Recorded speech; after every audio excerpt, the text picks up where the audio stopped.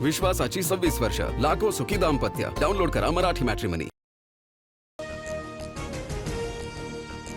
दिल्लीत राजकीय घडामोडींना वेग. केंद्रीय गृहमंत्री अमित शहांनंतर सुनील तटकरेंनी घेतली पंतप्रधान मोदींची भेट. विकास कामांसंदर्भात आणि सदिच्छा भेट घेतल्याची तटकरेंची माहिती. पवारांची राष्ट्रवादी एनडीएच्या वाटेवर असल्याची चर्चा. शरद पवार, पार्थ पवार आणि प्रफुल्ल पटेलांची भेट. पंतप्रधान मोदींसोबतच्या भेटीनंतर पवारांची पटेलांसोबत चर्चा. राष्ट्रवादी एकत्र येण्याचा काहीच संबंध नाही, शरद पवारांची प्रतिक्रिया.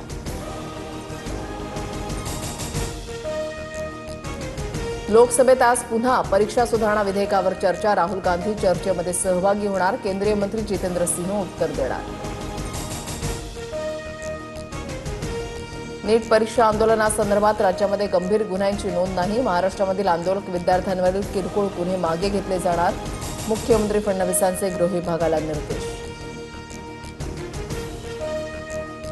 नीट पेपर फुटी प्रकरणामध्ये सीबीआयकडून 13 आरोपींच्या विरोधात आरोपपत्र दाखल. सीबीआय आरोपपत्र आज विशेष जलद गती न्यायालयासमोर सादर केलं जाणार. मनोज जरांगेंची आज अंतरवाली सराटीमध्ये महत्त्वाची बैठक. सकाळी 11 वाजता मराठा बांधवांसोबत संवाद साधणार. आंदोलनाची पुढील दिशा ठरवण्याची शक्यता.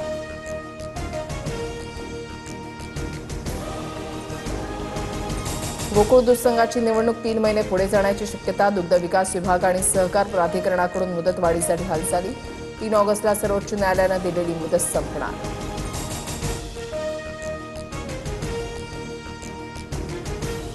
राज्यभरात धुवाधार पाऊस बरसणार. हवामान खात्याकडून 22 जिल्ह्यांना अलर्ट जारी. पुणे घाट आणि सातारा घाटमाथ्यावर ऑरेंज अलर्ट जारी. मुंबईतही पावसाचा जोर वाढण्याची शक्यता.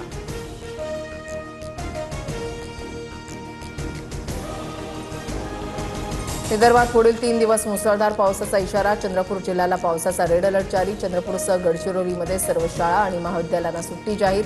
नागरिकांना सतर्कतेचा इशारा. नागपुरातील शाळा अद्यापही पाण्याखाली. बेलत्रोडी भागामध्ये शाळा परिसरामध्ये 3 फुटांपर्यंत पाणी. पावसाचं पाणी अद्याप ओसरलं नाही. नागपुरात पुढील आदेशापर्यंत शाळा बंद. राजापूरच्या अणुस्कोरा घाटामध्ये दरड कोसळली. मध्यरात्री 3 वाजण्याच्या सुमारास दरड हटवण्यात आपत्ती व्यवस्थापन विभागाला यश.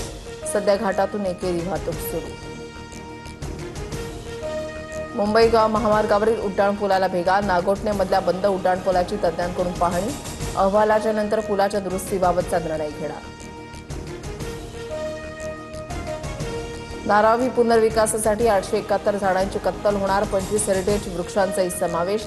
वृक्ष प्राधिकरण समितीकडून प्रस्तावाला मंजुरी. 822 झाडांचं पुनर्रोपण करण्यात येणार असल्याची माहिती.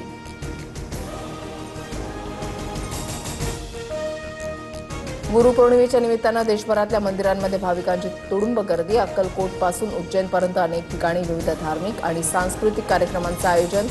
गुरुचरणी भक्तीचा महापूर.